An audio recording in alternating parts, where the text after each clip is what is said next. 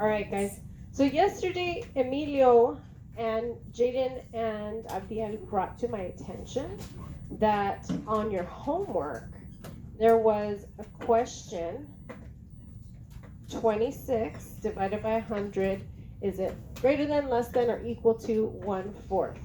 And the corrections were contradicting. What does that mean? Sinai, what does that mean? No, what does it mean? What does it mean, Emilio? Right. So one person it said like one answer on some of you guys' homework, and then the other answers had something completely opposite. So I thought, you know what? Great way for us to practice this skill, because I know this is a skill that you are still working on, and we haven't gotten to fractions yet, but we are in division. And we said that this symbol means what? Luis? Yes. So we need to remember that when we see questions like this, we are going to divide to find the answer and figure out if it's greater than, less than, or equal to. So when we look at 26 over 100, 126 divided by 100, can you quickly and easily do that knowing the inverse of division is multiplication? Do you remember that? So if I have place value, think of place values, right? If I'm dividing, what does that mean that I multiplied to get that? What do you think? Like, what do you think the answer is? How can you easily find an answer when you divide it by 100? You can do long division, and we have been doing that, right? But when you do that, it looks like this. William? We need to do a decimal in here. And then add?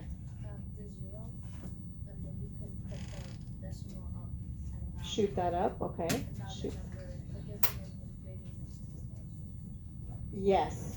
Okay, so now if I have 26 and 0/10 is what I have here, and I'm dividing that by 100, what do you think? If you're looking at this number, pretend that decimal's not there. How many times can 100 go into 260 or fit into 260? Give it some thought, Eli. Well, not into just the one number, but whole 260. 260? Luis? 2 times. 2 times. Why? 2 times 100 is 200. Very good. But it's 260, but if we put another one, it'll be 300. Right, so if we go to 3, it's too high. So we have to stay under 260. So then when we do that, we subtract, what do we have? Can 100 fit inside 60? No. So what do I need to do, William? I need to add the other 0, right? Because I'm dealing with hundreds, I should deal with hundredths. 100 hundredths. Okay, so now, Camilla, what's your question? Not now. We're not dealing with that right now. We're doing division. So, what do I need to do, Camilla? Okay, so now I have what number? And so, how many times does 100 go into 600, Zeus? 6 times. Beautiful, that was some quick math. So I'm left with what? 0. So what is my number here? 26 divided by 100 is, how do we say, thank you, how did you say it, Jacob? 26 hundredths. Okay, 1/4 is the fraction, right? And how many quarters go into a dollar?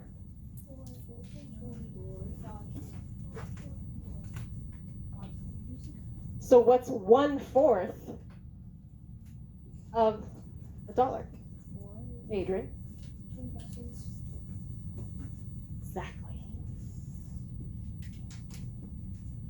Easy way to think of a fourth and a fractions. Your first intro to fractions. Zeus,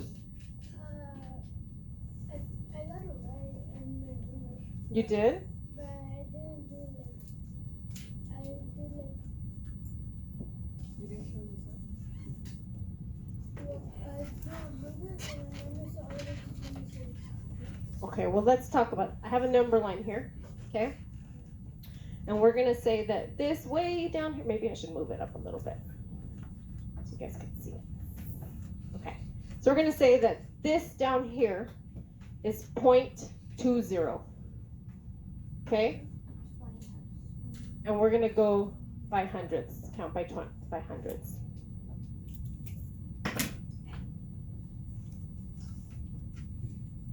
So count with me. 20 hundredths.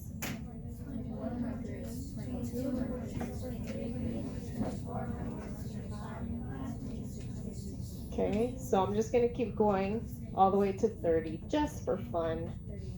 So, looking at this number line, knowing that this is the lower half, this is the smaller, and this is the bigger number, is 26 hundredths greater than, less than, or equal to 25 hundredths? I know you know, so I'm not going to call on you. I know you know. I know you probably know. Eli. Greater than. So I'm not sure what was on your homework. Some of you had it like greater than, some of you had it less than, right? I just want to make sure you know that it should be greater than. And I want to make sure you know how to get there. So now, because we've been practicing division with decimals, you should be able to do that, right? No? The numerator, remember the top number is the numerator. The bottom number is the what? Denominator. And so just think about looking at it like this versus like this. So you understand the numerator is the dividend. The denominator is the, what's this called? Is it on your homework? Divisor. Okay? So whenever you see one like this, like if you see one next week on your homework, you know how to write it and how to divide it. Okay. Next week. Not tomorrow. All right, so let's take out your division notes that we've been working on over this past week.